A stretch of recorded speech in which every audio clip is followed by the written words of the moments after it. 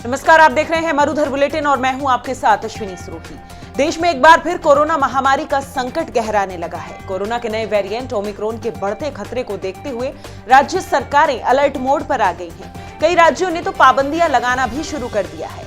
देश में एकाएक बढ़े ओमिक्रॉन के मामलों को देखते हुए चिंता की लकीरें खींचना वाजिब भी है।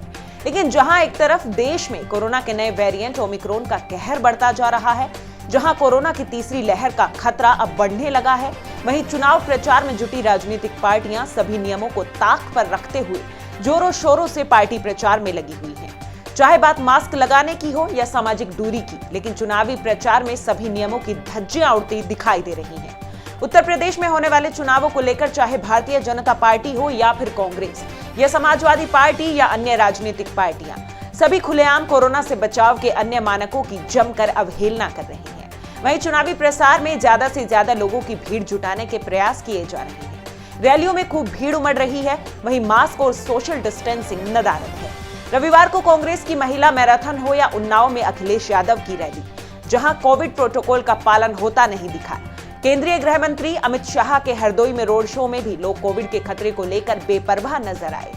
गौरतलब है कि देश भर में बढ़ते कोरोना के मामलों के मद्देनजर इलाहाबाद हाई कोर्ट ने चुनाव आयोग और प्रधानमंत्री नरेंद्र मोदी से यूपी चुनाव टालने और रैलियों पर तुरंत पाबंदी लगाने का आग्रह किया था, क्योंकि कोरोना महामारी की दूसरी लहर के दौरान उत्तर प्रदेश में जो हालात बने थे, उनसे प्रदेश सरकार की भी खूब किरकिरी हुई थी।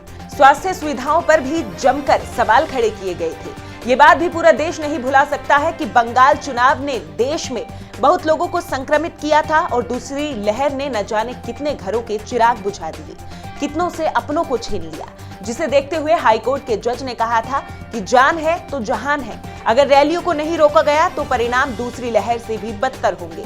हालांकि सूत्रों के हवाले से मिली जानकारी के अनुसार चुनाव आयोग चुनाव कार्यक्रम पर कायम रह सकता है। कल सरकार ने उन 5 राज्यों में कोविड की स्थिति की समीक्षा बैठक की है जहां चुनाव होने वाले हैं। बैठक के बाद सरकार ने कहा कि उन राज्यों में जहां अगले साल की शुरुआत में चुनाव होने हैं, वहां कोरोना वायरस का टीकाकरण बढ़ाया जाना चाहिए। इस तरह की तमाम खबरों के लिए देखते रहिए मरुधर बुलेटिन। नमस्कार।